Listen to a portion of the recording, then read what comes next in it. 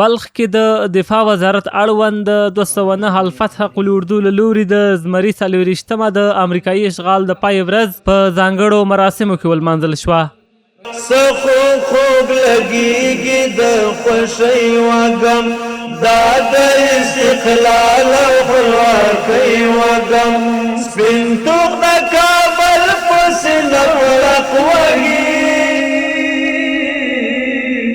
شیندي لور په لور د ازادۍ وږم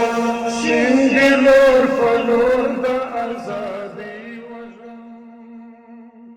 په دې مراسمو کې د ځایي چارواکو ترڅنګ عامو خلکو او د اسلامي نظام په دفاع کې د قرباني شوو ځواکونو د کورنیو غړو ګډون درلود. چارواکي وایي له دې برنامې څخه یې موخه د خلکو او دولت ترمنځ د اړیکو پیاوړتیا، د خپلواکۍ ورځې د ارزښت یادونه او د همدې نظام د راوستو په برخه کې د قرباني شوو ځواکونو د کورنیو ستایل دي. نن ورځ تاسو دا برنامه چې همدلته د 209 الفتح قل اردو قمنداني په انګړ کې ولیدل، د بلخ ولایت د ټولو ولسوالیو څخه قومي مشران، ولسوال صاحبان او همدارنګه د پوهنتون استادان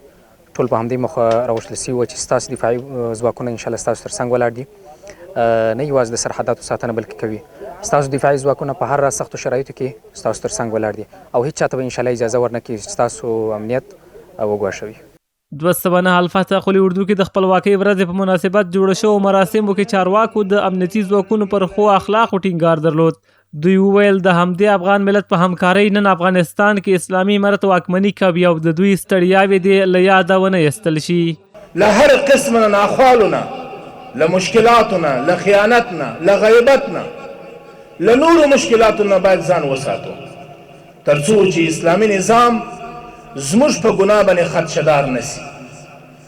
تر څو چې خلق مسلمانان موږ ته ګوته ونه نیسي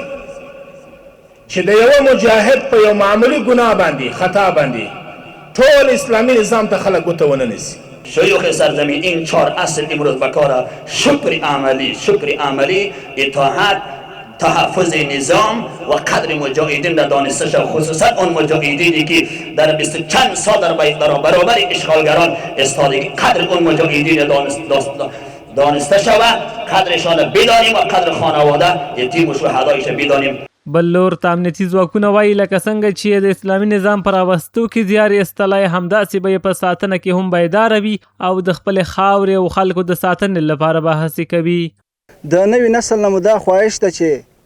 خپلې دیني زده کړې وکړي، خپلې دیني زده کړو ته دوام ورکړي، پوهنتونونه ووایي، خپل مکاتبو ته د توجه وکړي. امروز روزی 24 اسد بسیار روز پر افتخار ما مردم است. روزی است که کفر از وطن ما از اشغال خلاص شدگی است، کفر از وطن ما رفتگی است. ما دائم افتخار میکنیم در روزی 24 اسد بسیار با خوشی از ما مردم. د زمري 24مه د افغانستان په تاریخ کې د ویاړ هغه ورځ ده چې په هیواد کې امریکایي اشغال پای مومي، اسلامي امارت یو ځل بیا د چارو واک په لاس کې اخلي او یو واحد حکومت رامنځته کیږي.